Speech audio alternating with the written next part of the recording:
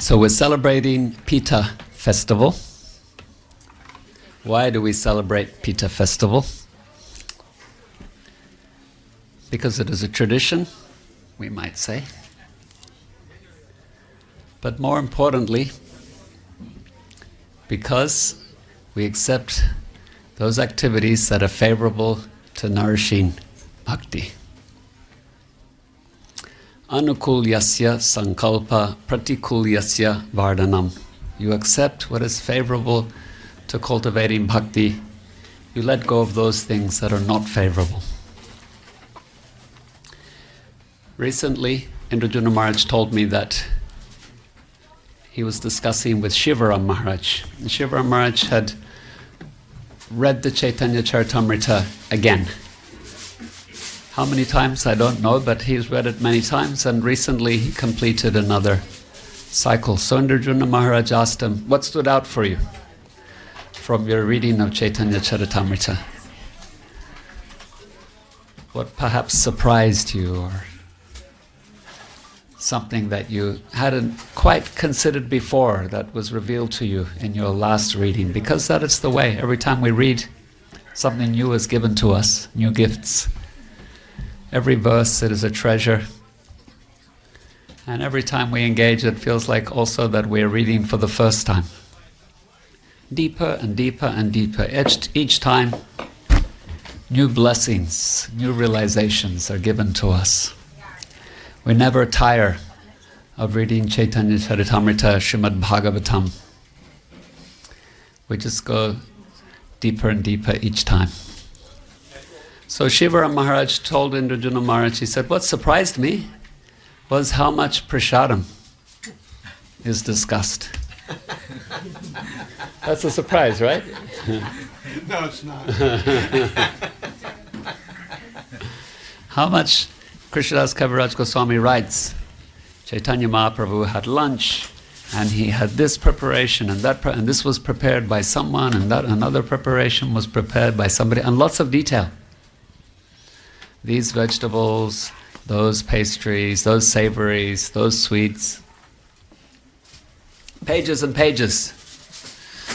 Different preparations are described. So this might surprise.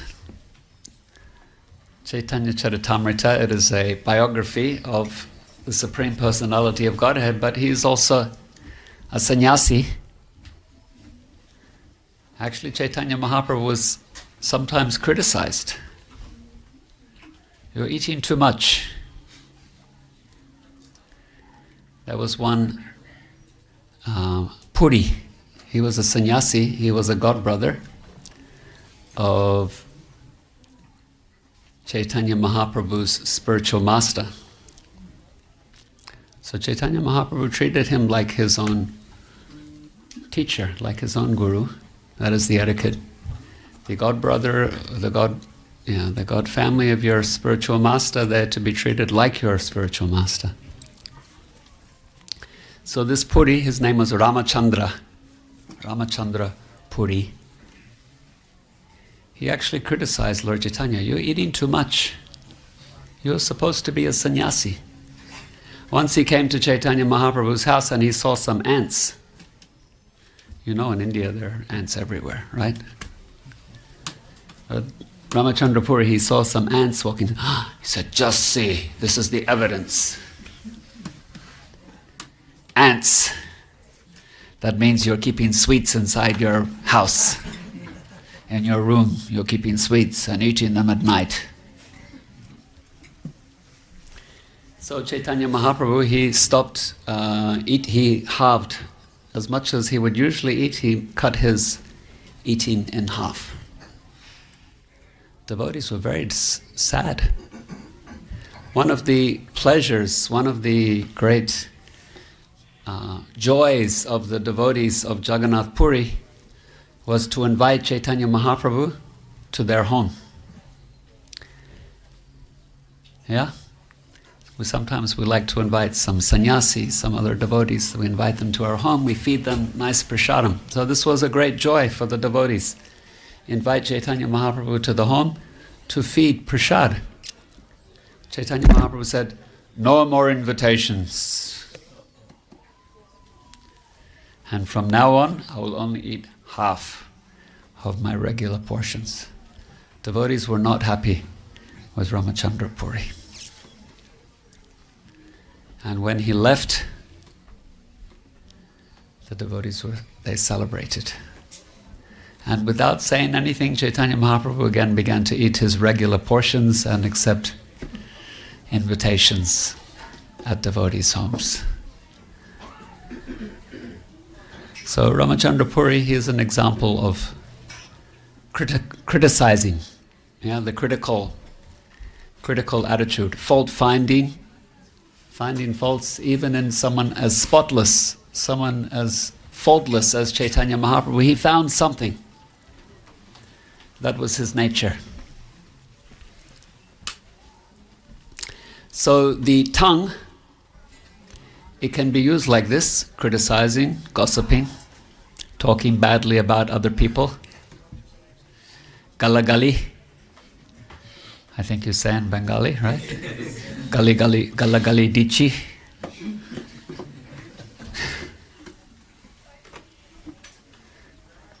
I went to school in Mayapur. I know some phrases. So the tongue can be used like that for galagali, for criticism, for gramya katha, village talk, gossip, finding faults in others. And when we use our tongue in that way, it is an impediment to bhakti. We make Vaishnav aparad. Aparadha. Radha is to worship Krishna. Aradhanam. Sarvesham. Vishnu aradhanam param. Tasmat para param devi tadyanam samachanam. Lord Shiva tells Parvati, of all the types of worship, the worship of Vishnu, of Krishna, is the best. But then he says, actually, superior even to the worship of Vishnu. Vishnu aradhanam param, tasmat parataram devi tadyanam samachanam, is to honor Krishna's devotees. Yeah, surprise, right? Why? Why is honoring Krishna's devotees even more superior? Because Krishna loves his devotees. He tells Devarsa Muni, the devotees are in my heart, and I am in their heart. When you offend my devotees, I take it very personally. When you love my devotees, I also take that personally. So yes, this tongue likes to gossip, likes to criticize, likes to find faults, and this is a doorway to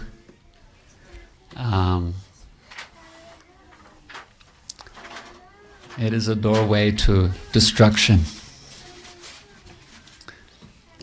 Oh, listen to your chanting. Very nice. That's how we use our tongue, to chant the holy name.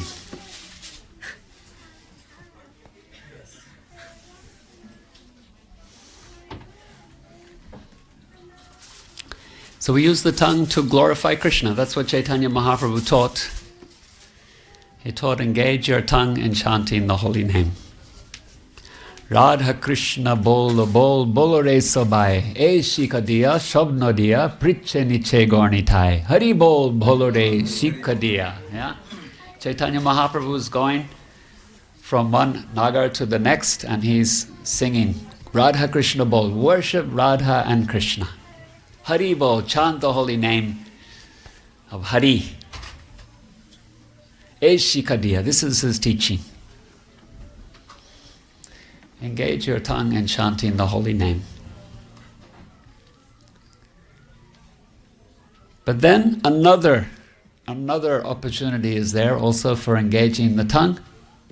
You take prasad. Sva prasad anadilo bhai. that this tongue, it can be a great obstacle. Bhaktivinoda Thakur says, this tongue is the most difficult to control of all the senses. Can you control your nose, your ears, your hands, your eye? Bhaktivinoda says, most difficult is the tongue, most voracious. Wants to criticize, also wants to taste different things. I want to eat this, I want to eat that.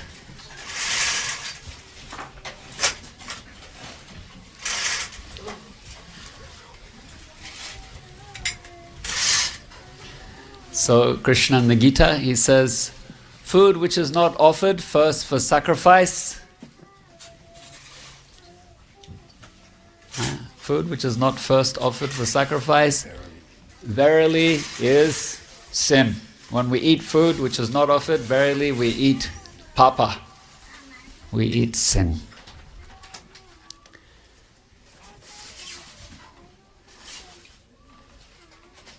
But Chaitanya Mahaprabhu, he's telling us, instead you take prasad, you offer nice food, you offer nice bhog to Krishna, and you honor that.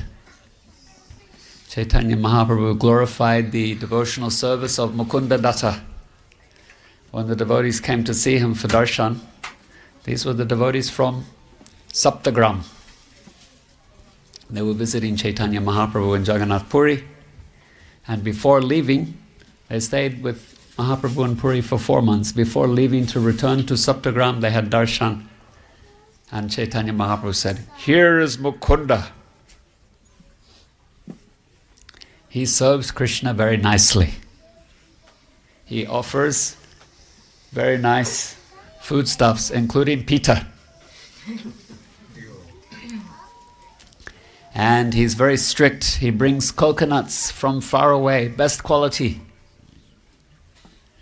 And if there is any contamination of the foodstuffs, he rejects it. This cannot be offered to Krishna because he only offers the highest quality food. He said once someone was carrying the coconut on their head and it touched the door frame as they were entering the home, and Mukunda Das said, rejected.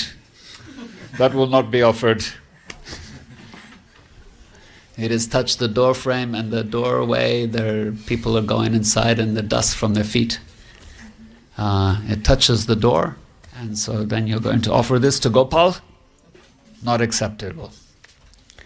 So yeah, Mukunda Dutt, he had a very high standard, and Chaitanya Mahaprabhu was appreciating his attention to detail.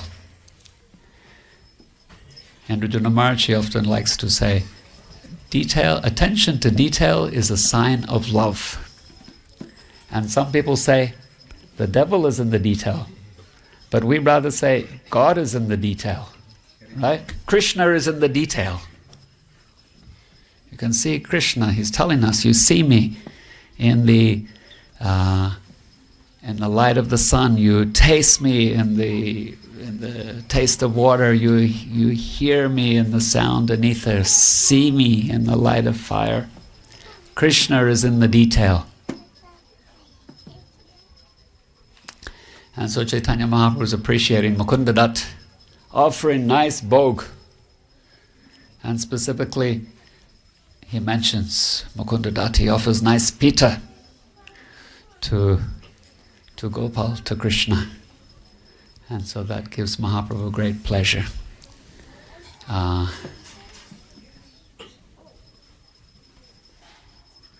So we've mentioned Ramachandra Puri, engaging the tongue and criticizing. There is another story of Amoga. I think I told this before here, but these stories, we said we read them again, we hear them again, and we continue to be nourished. Amoga was the son-in-law of Sarvabhauma Bhattacharya,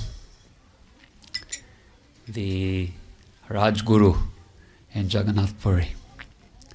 So he was married to the daughter. Amoga was married to the daughter of Sarvabhauma, and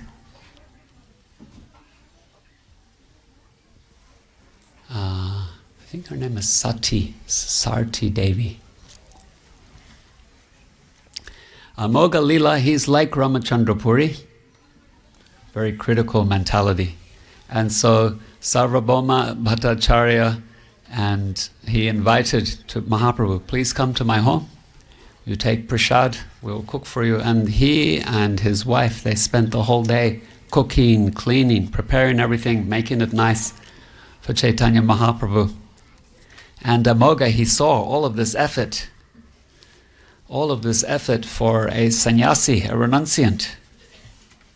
And so he was developing this critical mentality. So Sarvabhauma said, you better stay out of the house. You come back after Mahaprabhu has left. Then you can return. But when Sarvabhauma was busy serving Chaitanya Mahaprabhu his lunch, which included many delicious, there's a long list Kaviraj Goswami gives of the different preparations, including Pitha. When he was serving, then Amoga, he snuck in. Sarvabhauma was distracted, and so Amoga, he took the opportunity to come through a side door. And he stood before Mahaprabhu and says, what kind of sannyasi is this, eating so much food? Eating so much pita.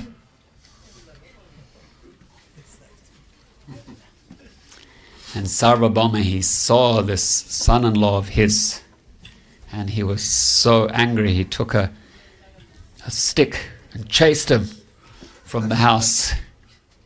You are bringing shame on our family. You will curse our entire family with your offenses to Chaitanya Mahaprabhu. So Amoga, he ran away, but the next day he got very, very sick. Very sick. Some instant reaction.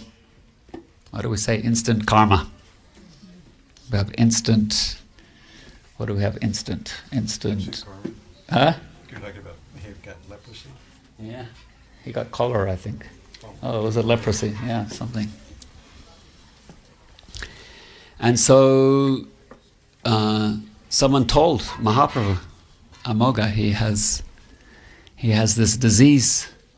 He's dying.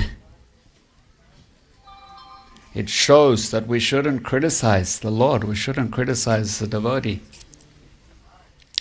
When Mahaprabhu heard this, he got up and he ran to that place where Amoga was lying in this terrible condition. And Mahaprabhu touched his heart. And he said, Amoga, this heart of yours, it is holding so much jealousy and envy. Your heart should be the place where you invite Krishna. Onto the lotus of your heart, you invite Krishna to sit on the altar of your heart and to reside there and receive your love.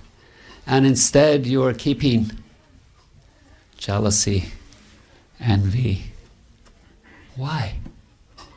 Let them go. Let your heart be freed of these things. And after touching and holding Amoga's heart like in this way, purifying his heart, he said, get up, Amoga, and chant the holy name. And Amoga got up, he chanted, Hari Hari, Hari Hari. And he was fully recovered. Yeah, so that's a story that tells us about the tongue. Can be used for criticizing, or can be used for appreciating. Devotees can be used for appreciating prasad. So when we take prasad, when we honor Krishna prasad, that is more than just engaging the tongue in some positive way. There is a great purificatory effect. Krishna prasad is non-different from Krishna. His mercy is, his potency is fully invested within that food. Yes.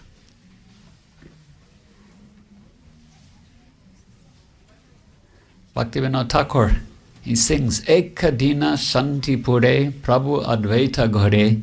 Yeah, one day in Shantipur, in the house of Advaita, two Dvijan Boshilo, two Prabhus were seated, Caitanya and Nitai, and Advaita served them shag, shag asvadana. Chaitanya Mahaprabhu said, this shag has been tasted by Krishna. And the sweetness of Krishna is invested in this food, and anyone who eats it will get Krishna prem. That is the power, that is the potency of taking prasad. When we take prasad appreciating, this is Krishna, this is Krishna's mercy. It is very powerful. Not just powerful, it awakens bhakti in the heart, it awakens prema in the heart. We often say, in ISKCON, we say, books, prasadam, and the holy name. These three things are very powerful. This is Prabhupada's program. Books, prasadam, and the holy name. And so I thought about this a lot, and books, Chaitanya Mahaprabhu, he says 5 things, we're saying 3. Chaitanya Mahaprabhu says, Sadhu Sangha, Nam Kirtan, Bhagavat Shravan, Shradaya, Murtir Sevana, Mathura Vasana. So 5 things, he says, service to devotees, hearing Bhagavatam, Nam Kirtan, chanting the holy name, serving the deity and residing in Vrindavan. He says these 5 things can awaken prem. But ISKCON we say books, prasadam, holy name. So I was thinking, books, that's Bhagavat Shravan. The holy name, Nam Kirtan, 2, and then the prasadam. Where does that fit from the 5? Mahaprabhu doesn't mention this as one of the items that we emphasize so much. And I meditated on this and prayed on this for a long time. And then I realized prasadam is actually murti sevana. It is service to the deity. Unless it is offered to Krishna, it is not prasad. Yeah? So when we serve the deity, can be the picture, can be the carved archa vigraha, archa murti, then only by serving the deity do we have prasad. So yes, these 3 things. Books, Bhagavatam, Nam Kirtan, and prasad from Krishna, from the deity. There was one devotee, his name was Jadu Thakur. Jadu Thakur was very determined. He doesn't just want the prasad of the deity, he wants the prasad of the Bhagavata, of the devotee. Sometimes we say, Mahabhagavata prasad ki jai.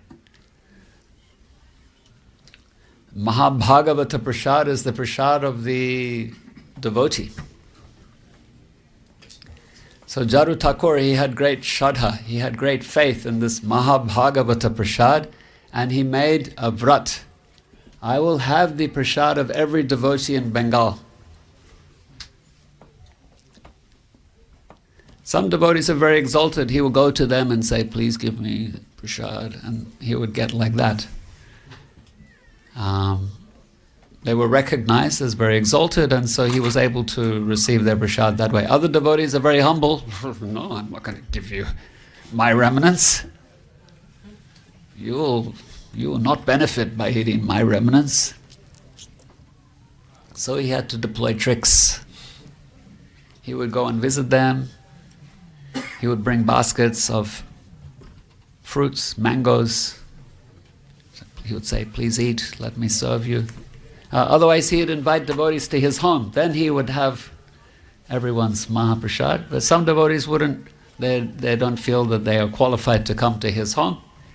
He would go to their home with gifts, and he would wait to steal some remnants in that way. So he's very determined. Let's say an extreme example. We're not recommending you necessarily to imitate Jadu Thakur. Sometime later, he went to Jagannath Puri, and in Jagannath Puri, Chaitanya Mahaprabhu, he would every day enter the temple of Jagannath by the Simhadvara gate, by the lion gate. Who's been to Puri? Yeah, so many. Okay. So you would have seen the Simhadvara gate, and before entering by the Simhadvara gate, there was a place where Mahaprabhu would extend his feet, and his assistant, his servant Govinda, would pour water to wash Mahaprabhu's feet before entering the compound, before entering the temple. And Mahaprabhu had given orders strictly forbidding anyone to take that water. Forbidden. Mahaprabhu's personal instruction. Nobody takes that water. One morning, Mahaprabhu extended his feet. Govinda poured the water, and Jadu Thakur, he appeared with his cupped hands, and he collected the water. He's looking at Mahaprabhu. Mahaprabhu looks at him. Jadu Thakur drinks. That water that is forbidden to anybody. And he puts his hand again. Mahaprabhu is still holding his feet. Govinda still pours water. Jadu Thakur takes second serving, drinks. Extends his hand again. Mahaprabhu's feet are still there. Govinda still pours. Mahaprabhu's looking at him. He takes third time. Mahaprabhu's feet are still there. Govinda is still pouring. Jadu Thakur puts his hands again. Mahaprabhu says, that's enough. So that which was forbidden to anyone else was allowed to Jadu Thakur. Permitted. Not expressly approved, but by his own means, his determination, Mahaprabhu didn't forbid him. And then sometime later, Mahaprabhu was eating his lunch. Also, there is a rule: Mahaprabhu is eating, should be left in privacy. Govinda is serving, and then Mahaprabhu sees in a distance Jadu Thakur. And Mahaprabhu said, call him.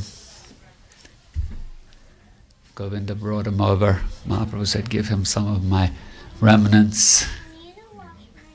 Jadu Thakur took it, and he was very joyful. So Mahaprabhu appreciated Jadu Thakur's determination and attitude and faith. This is someone who really values prasad. Let me reciprocate with him, even allow him things that are otherwise forbidden to others.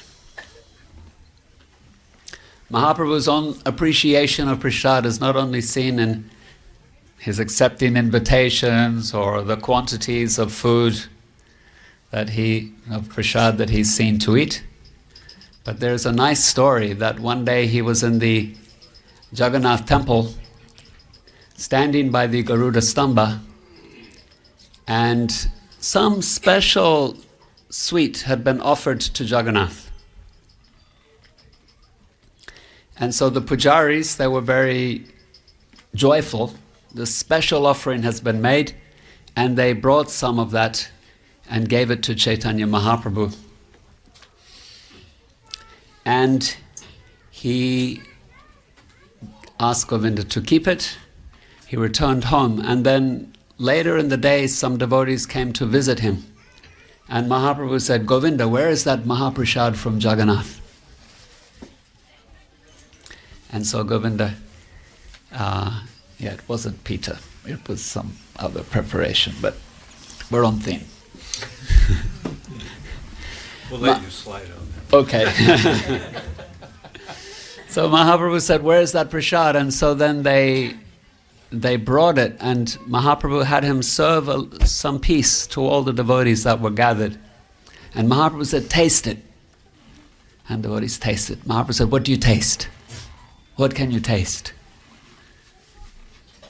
And someone said, I can taste some cardamom. Someone else said, if I taste ghee. Someone else said, I taste camphor.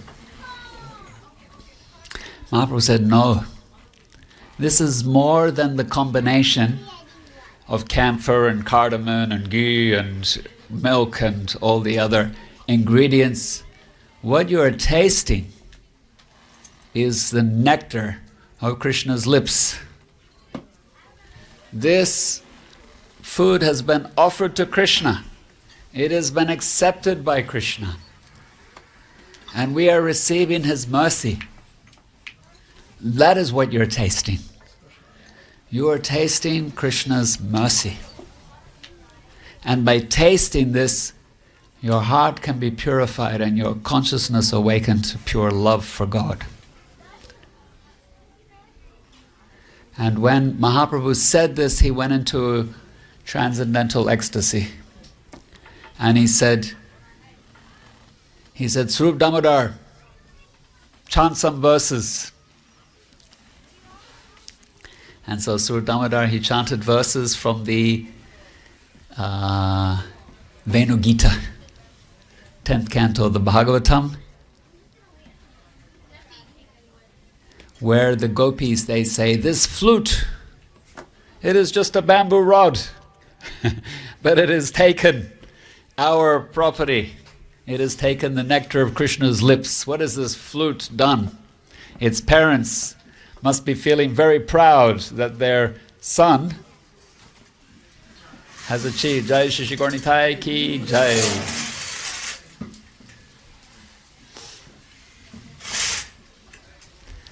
Parents must be feeling very proud that their son has achieved such a blessing, such mercy, to be drinking the nectar of Krishna's flute as he plays his sweet melodies. So that's what Chaitanya Mahaprabhu is tasting. When he takes prasad, he's not just tasting food, he's tasting Krishna's mercy. And if we take prasad in that consciousness, we also taste and experience Krishna's mercy. This is more than just the sum of the ingredients. It is something transcendental. Something transcendental takes place when the food is offered to Krishna with love and devotion. There is a transformation from food to prasad. From milk and, Pitha is milk and rice flour turned into many different varieties, seems unlimited varieties of different sweet preparations. But it is more than just the sum of those ingredients. It is something transcendental. Therefore, it is something that we encourage. Prabhupada, he encouraged devotees to take prasad as much as you can. Up to, what did we say, to wobble like a duck. Here we are close to New York City. Prabhupada personally cooked for the devotees and guests. He personally cooked. He personally served. Personally cooked and offered and served prasad to his disciples and guests. He taught devotees to cook as well. There are beautiful photos of Prabhupada in the kitchen cooking. And once Indrujuna Maharaj, he was in an airport dressed as a sannyasi, and someone said to him, "Who are you? Are you a Buddhist?" a Buddhist monk? And Arjuna Maharaj said, no, Hare Krishna. And the person said, oh, I know Hare Krishna, you're the kitchen religion. You're the kitchen religion. So, yeah, have you heard that? Kitchen religion? Hare Krishna is a kitchen religion? Yeah, because Prabhupada so much emphasized serving prasad. Therefore, all around the world, in every Hare Krishna temple, there is prasadam distribution. We might say food distribution, but it's not food distribution, it's prasadam distribution. Books, the holy name, and prasadam. Devotees go for Harinam, they distribute little packets of prasadam sometimes, a cookie or some nuts or something. When before Prabhupada started cooking, when he would give his talk in 26th Avenue, he had the devotees cut an apple, or maybe Prabhupada himself cut the apple. Cut the apple into pieces, offer it, and distribute the pieces of apple as prasad. Yeah, so Prabhupada had, following Chaitanya Mahaprabhu, Prabhupada had great faith in the power of Krishna Prasad, and he encouraged devotees to distribute prasad everywhere. Very famous was the Sunday love feast, right? Not was, is, still, today, around the world. Hare Krishna temples on a Sunday, then they have not just a talk, not just a kirtan, not just the book, not just the holy name, but prasad as well. Everyone sits together and honors. We don't say eat, we say honors Krishna Prasad. So today's festival we are honoring this principle. At all of our festivals there's always a feast, but this festival is particularly around the feast item. So that's unique. Generally our festival is Gaura Purnima, it's about Lord Caitanya, it's about Ram or Radharani or Krishna. And in this festival, the festival is the item itself that is offered. Pitha Festival. So something very special and unique. So I'll conclude. If there are any comments, questions, reflections. Yes? Let me get the microphone.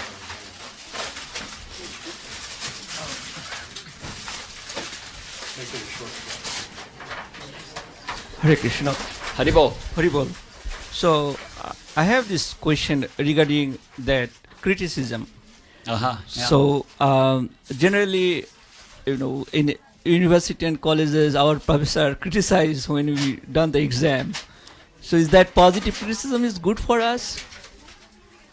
So in the university you criticize when? No. Ah. Our professor is criticizing when I submit paper or exam, right? Deducting the point and all this criticize they are doing. Is that good? Yeah. Is that good for society? Okay. That if you explain. Yeah. Good question. So criticism and critique. There's a difference. Criticism and critique. Critique is for your improvement. And someone who has the authority to help to improve you. If you are learning from a professor, then they have the authority to critique your work, to help you improve, to learn and do better. Also with the guru, when we take shelter of the spiritual master, we expect to be corrected, chastised, disciplined. Disciple means discipline. But that is different than just criticism, because there is no envy. It is done with love. That is the intention. Let me help you develop. So I'm also a professor. When I mark my students' work, I will give encouraging comments, but I will also give some some critique, like something they can do to improve, something they can learn, and then I expect the next time the next paper they submit, it will be an improvement, it will be better. Up to I'm disappointed that it's not, but yeah. So we can rephrase that word like that criticism will become backbiting. That will Yeah. be the bad for the society. Yeah. Horrible. Thank you very That's much. right. Yeah. Hare Krishna, Hare Bol. Thank you. Hare Krishna, Prabhu. Hare Bol. So, when we're chanting Hare Krishna, we're asked to avoid the 10 offenses. Yes. Also be inattentive while chanting. Uh-huh. Is there any prohibition from when taking prasadam? Okay. So, yeah, to be inattentive while chanting is not one of the 10 offenses, but it is often given as an 11th or an addendum. Yeah, or the root of all the other offenses. And so we want to be attentive. We get more from chanting the holy name if we are attentive. The thing is, so inattention, it is more like a seva aparad rather than a nama aparad. That's my offering here in this moment. You want to be attentive because the name is here with you to give you mercy, and if we're not attentive, then we don't get the full blessing. But it can lead to nama parads if we're not appreciating. And so the thing is, okay, what I'm dancing around. Sometimes devotees, they'll go, oh, I'm so afraid of making offenses, I better not chant, I better not serve, I better not eat, because if I'm eating and I'm inattentive to the prasad, that's an offense, so I better fast. Or so they become discouraged, or maybe it's an excuse, but I do know devotees who kind of worry so much about the offense that they are afraid to chant anymore. Or and so, yes, we will get more benefit from chanting if and when we are attentive. Will we sometimes be distracted? We will. Will we be distracted more often than not? We will. We have to keep reminding ourselves to be attentive to the holy name. And so the same with prasad. If we are attentive, then we get more benefit. If we are inattentive, we still benefit. Yeah? If you're inattentive while chanting, you will still benefit from chanting the holy name more than you will be cautioned for your inattention. You will benefit more. So similarly with prasad, even unconsciously, even unknowingly, even if in doubt, Bhagavatam tells us about the holy name. Even someone unintentionally chants, even someone accidentally chants, even someone chants with some other intention, still they get the benefit. And so the same is with taking prasad as well. But even more benefit if we are attentive. Therefore we sing Bhaktivinoda Thakur's song before eating to try to put ourselves into the right frame of mind that we can be attentive. This is Krishna. How Chaitanya Mahaprabhu is eating. He's eating and he's tasting Krishna's mercy. So that's something that we can work towards. Thank you for your very important question.